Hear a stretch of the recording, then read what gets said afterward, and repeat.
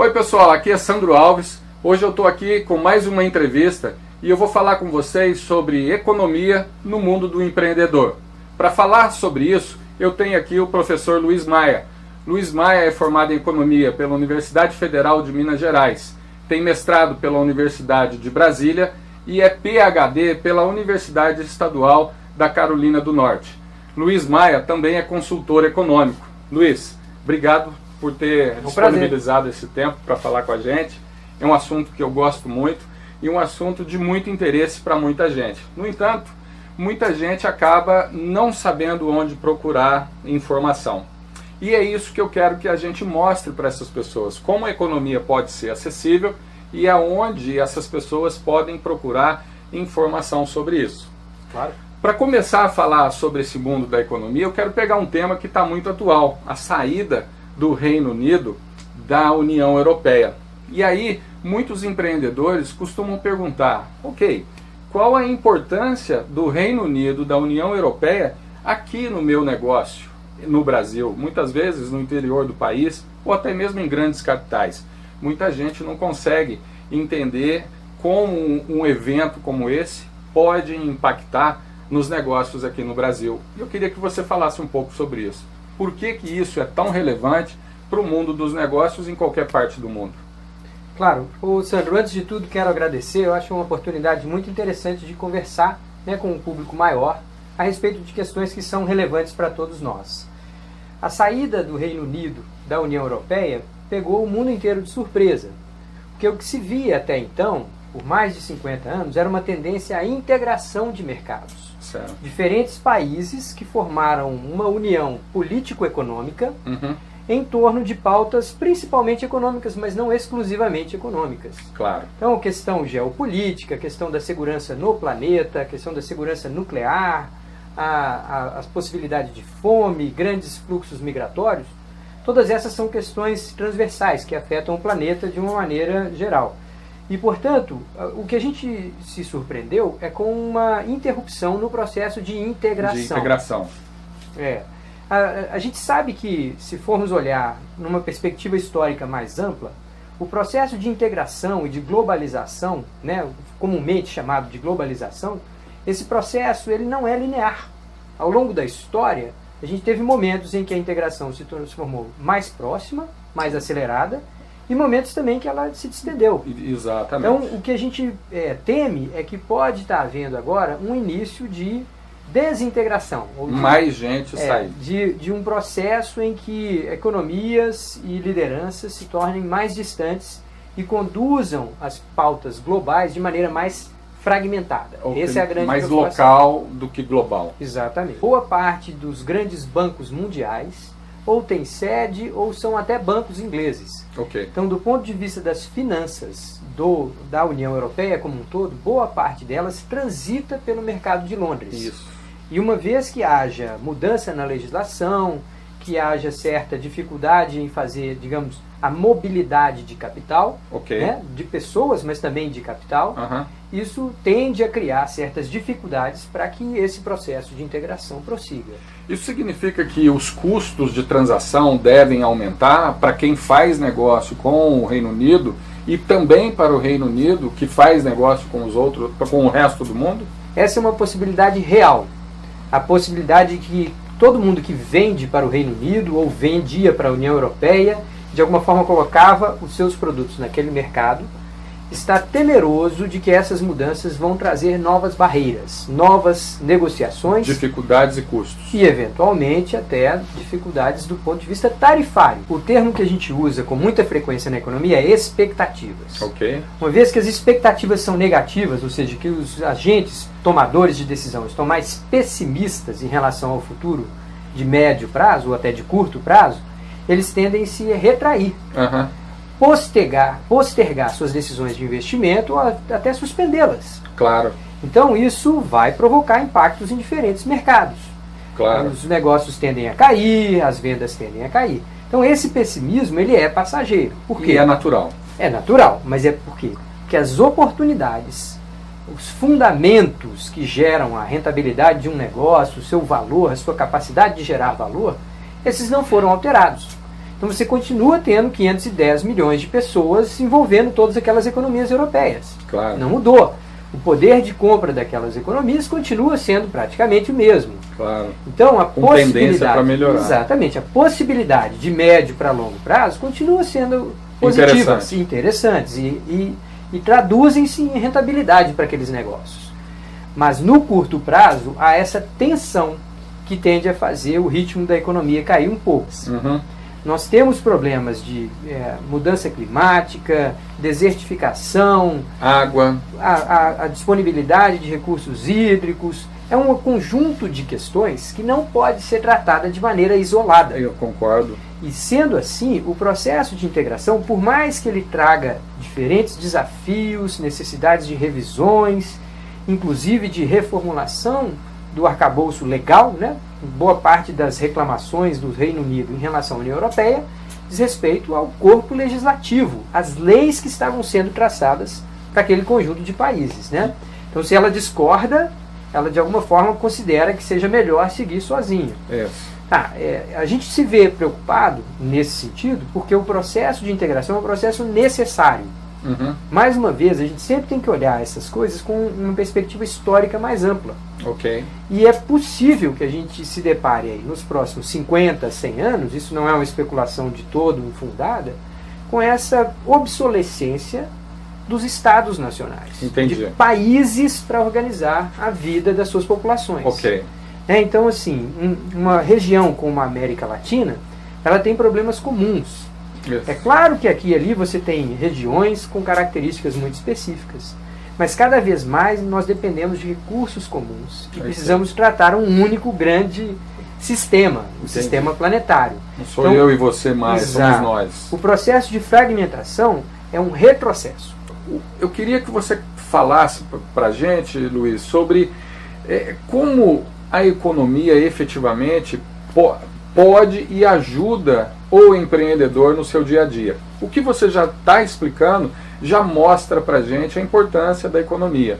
Mas muita gente acredita que a economia é algo muito etéreo, muito inalcançável. E o que você tem para dizer para esses amigos empreendedores sobre essa questão da economia e os negócios? Tá, tudo bem. Vamos lá, gente. Olha só. A história do Brasil é a história de uma economia que foi desenvolvida de uma maneira muito precária, mas para servir a um propósito desse sistema global. Ok. Que era basicamente o fornecimento de commodities. Né? A gente servia entregando primeiro cana-de-açúcar, minerais e riquezas do nosso subsolo. Exato. Com o passar do tempo, nós ousamos ser uma economia industrial. Exato. Então nós fizemos um grande processo, um grande arco de transformação da nossa economia, em que a gente se colocou numa posição menos dependente dessas relações com o resto do mundo. Não apenas servindo aos interesses planetários, mas criando também alguma autossuficiência. Exatamente, sendo capaz de cuidar dos seus interesses de maneira mais independente. Tá? Certo. Bom, nesse sentido, o Brasil não é uma ilha. Certo. O Brasil está conectado a uma economia global. Então, o que acontece na Índia vai afetar o preço do açúcar e que vai rebater aqui no interior do estado de Pernambuco. Claro. Por outro lado, se há um problema político na China, o consumo do arroz pode ser afetado, a produção de arroz no Sudeste Asiático pode ser afetado, e isso vai fazer saltar o preço do arroz em todo lugar do mundo. Claro. Isso vai alterar as decisões aqui do nosso agronegócio. Mas o agronegócio é apenas uma das interconexões que o Brasil tem. O Brasil hoje é um exportador de aviões. Exato. O Brasil é uma economia e é um competidor sólida, forte nesse setor. Exatamente. E que traz também muito maquinário, muita tecnologia importada. Ou seja, a transação comercial é muito grande. Nessa relação, nós somos um grande comprador de tecnologias. E isso interessa ao mundo inteiro. O mundo inteiro aguarda o momento em que o Brasil vai, de fato, começar a decolar. Né? E sabemos que isso deve acontecer. Grande, né? É muito provável que isso vai acontecer. Do ponto de vista dos seus fundamentos, da sua disponibilidade de recursos e do talento brasileiro, nós não temos nenhuma razão para estar atrás de uma Austrália ou mesmo de uns Estados Unidos. Concordo. O que nos falta aqui realmente é uma organização, maior, um conjunto de instituições que nos permitam aproveitar melhor as oportunidades que temos. E a riqueza que temos. Exatamente. Mas voltando lá para o nosso empreendedor, Ele está acostumado a ver nas notícias, nos jornais, informação sobre inflação, sobre decisão do Copom, taxa de juros. Isso de fato parece distante da sua realidade. Mas nas decisões que ele toma, seja na negociação com um fornecedor, seja num novo mercado que ele pretende atender com um novo produto, certo, cada um desses indicadores vai ter importância definitiva sobre o sucesso daquela negociação. Claro. Então, no momento em que um Copom da vida resolve subir os juros, ou mesmo mantê-lo agora, como acabou de fazer, mantendo acima de 14% ao ano, que é uma taxa de juros muito alta, a relação de uma empresa com o seu fornecedor tem que levar em conta essa informação. Claro. Em algumas circunstâncias impacta eu posso... preço e custos de transação. Porque se eu tenho um contrato de fornecimento que é de médio prazo, eu vou ter um custo para a manutenção desse contrato. Claro. Na medida que os juros estão elevados, qualquer financiamento fica mais caro. Pode ser mais caro e pode ser, inclusive, prejudicial para a manutenção da minha margem. E para quem está interessado nesse assunto, como é que ele pode começar a entender mais e melhor sobre economia? Onde buscar informação? Olha, vamos lá. Primeiro, a gente tem um conjunto de veículos de comunicação que são relativamente bons. Né? Nós temos no Brasil bons veículos para se informar sobre economia. Okay. Tem muita gente que considera, este veículo é de direita, aquele veículo é de esquerda. A gente tem que parar com essa bobagem, pelo menos o empresário, na maioria das vezes, não pensa dessa forma, e começar a ler tudo. Okay. Então é indispensável que a gente busque informação. Okay. A segunda coisa é que muito dos nossos gestores ainda não tomam decisão na forma da intuição. Eles não têm uma formação sólida, uma formação robusta, executiva, e aqui e ali a gente sabe que existem boas escolas de formação executiva, mas boa parte dos nossos empreendedores não tem a disciplina para seguir atrás dessa formação. Okay. A gente sabe que a formação precisa melhorar, ela precisa ser mais ágil, mais conectada com a realidade do mundo dos negócios, mas ela é indispensável. A gente precisa buscar a formação. E um terceiro ponto é que a gente precisa estar, de alguma forma, capaz de construir cenários, capaz de trabalhar com planejamento. As pessoas estão acostumadas no Brasil a dizer que o planejamento é algo inútil, porque a situação muda muito rapidamente. Mas essa é uma desculpa furada. Trabalhar com planejamento significa trabalhar com diferentes cenários. E o que é um cenário? Um cenário é um conjunto de realidades possíveis, um conjunto de variáveis que você considera importantes. Então, se eu estou no setor imobiliário, eu vou considerar a taxa de juros, eu vou considerar a renda média da população, eu vou considerar o potencial de venda, os fluxos de pessoas que estão mudando para a minha cidade ou para a minha região, e tudo isso vai sinalizar o potencial de crescimento no meu setor. Bom, eu posso trabalhar com um cenário favorável, um cenário intermediário e um cenário pessimista. Entendi. Mesmo que eu não saiba se 2017 vai me trazer o primeiro, o segundo ou o terceiro, eu preciso fazer o exercício de me antecipar a eles. Ou seja, conhecendo ou vislumbrando possíveis cenários, você antecipa um conjunto de estratégias para cada um deles. E não é pego, digamos assim, de calça curta. Exatamente. E de surpresa. Nós economistas também temos uma expressão um pouco jocosa que dizer que é quando a maré desce, é que a gente sabe quem estava nadando pelado. Entendi. Porque, na verdade, as pessoas podem ou não se preparar para um futuro mais difícil. Claro. Ou melhor. Claro. A verdade é que quem vai sair na frente na hora da recuperação econômica e quem vai estar preparado para sobreviver, para se entrincheirar e se proteger na recessão, são as pessoas que desenham bons cenários, entendem as implicações daqueles possíveis panoramas sobre sua operação e tomam ação hoje, seja para promover o melhor cenário, seja para mitigar os riscos do pior cenário. Entendi, para evitar que aquele pior cenário te afete muito negativamente. Exatamente.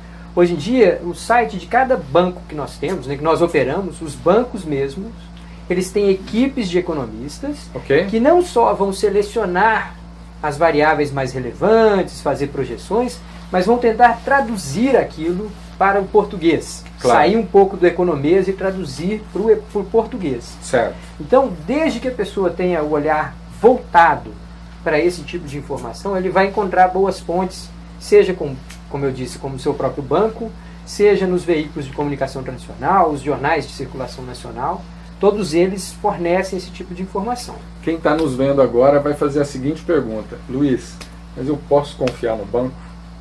Olha, nesse aspecto sim, porque se você vai entrar num banco para pedir uma linha de empréstimo, eu sempre recomendo que você se informe sobre o que o resto do mercado está cobrando. Certo. Né? Porque ali ele é uma parte interessada diretamente em te vender um determinado produto financeiro. Mas nesse aspecto, no que diz respeito à leitura de cenários, os bancos têm equipes bastante robustas. Eu estou falando dos 4 maiores bancos do Brasil, né? Bradesco, Itaú, Caixa Econômica e Banco do Brasil. Todos esses 4 bancos têm equipes bastante sólidas, de bons profissionais. E são sérios. E que são sérios e fazem bem esse trabalho. E é bem regulado, né? O Banco Central e CVM, ou seja, tudo que é informação de mercado de capitais e economia, isso é bem fiscalizado, claro, para evitar tendências e manipulações. Com certeza, existe uma legislação muito rigorosa sobre isso. Isso é muito legal. Luiz, foi um bate-papo fantástico. Eu tenho certeza que quem nos assistiu já compreende um pouco melhor a economia, ou como a economia pode afetar o nosso dia a dia como empreendedor. Agradeço demais, espero que você continue tendo sucesso e seja um excelente professor, como sempre foi. Obrigado. E que seus projetos continuem dando muito resultado aí pra gente. Muito obrigado. É um prazer. Conte comigo. Muito obrigado.